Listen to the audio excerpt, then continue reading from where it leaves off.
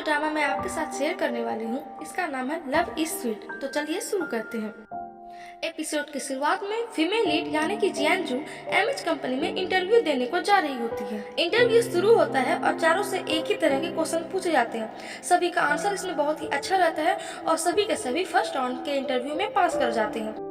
Next scene में हम male lead यानी कि युआन सुई को सोते हुए देखते हैं। सुचैंग युआन को कंपनी की दुहाई देते हुए उठाने की कोशिश भी करता है पर वो नहीं उठता। उधर मिस्टर डूले अपनी पूरी जोर लगाकर कंपनी के लिए काम कर रहा होता है, लेकिन युआन के एक सिंपल चाल से ही युआन की कंपनी जीत जाती है और मिस्टर डू की कंपनी पीछे रह जाती है। युआन की कामयाबी के बाद युआन फिर से सो जाता है और सुचैंग बस उसे उठाता ही रह जाता है। नेक्स्ट सीन में जियांग सेकेंड राउंड के इंटरव्यू देने के लिए पहुंचती है।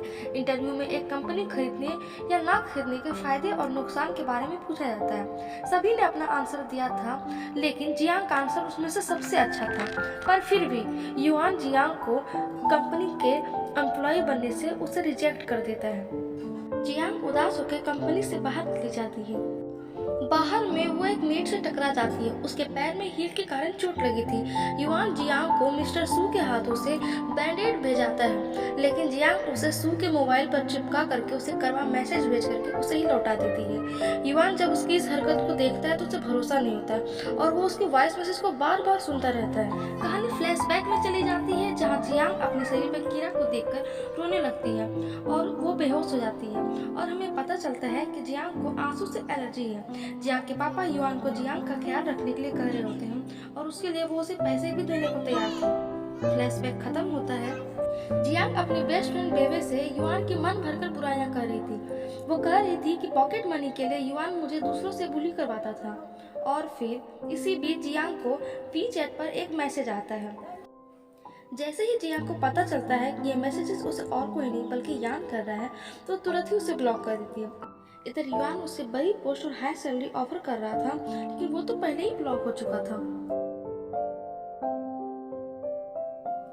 नेक्स्ट सीन में जियांग एक पार्टी में जाती है जहाँ पर बड़ी बड़ी कंपनी के डायरेक्टर के इंटरव्यू चल रहा होता है। पार्टी में जियांग मिस्टर डू से टकरा जाती है और वो उसे सॉरी करके वहाँ से आगे चली जाती है और युआन को कुछ इस तरह के इशारे दे रही होती है। वो थोड़ी देर में जियांग की बेस्ट फ्रेंड बेबे आती है और युआन के ऊपर ड्रिंक गिराकर उसे धोखेबाज करने लगती है और रोने का नाटक करने लगती है।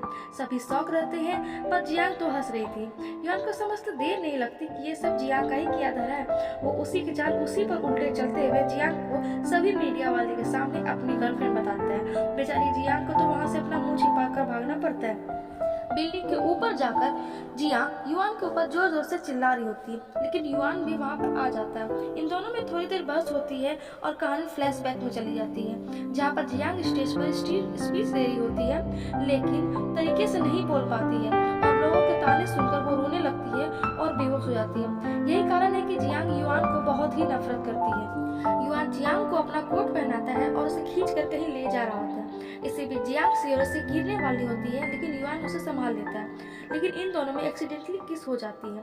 मीडिया वाली फोटो क्लिक कर ले लेते हैं और लेकिन युआन उन लोगों को भगा देता है। इधर आंसू आ जाने के कारण जियांग फिर से बेहोश हो जाती है।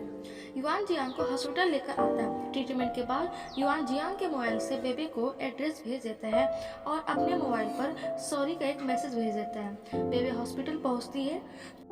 फ्लैशबैक में हम देखते हैं कि जियांग एक रोमांस नॉवल पढ़ रही होती है, पर जियांग और युआन के बहस के कारण वो बुक फट जाती है। जियांग को गुस्सा आ जाता है और वो उदास हो जाती है, पर युआन उसे रोने से बचाता है। फ्लैशबैक खत्म होता है और जियांग होश में आ जाती है। जियांग को ठीक देखकर बेबे खुश हो जाती है। जियांग और युआन की किस वाली पिक सभी जगह सर्कुलेट हो चुकी थी।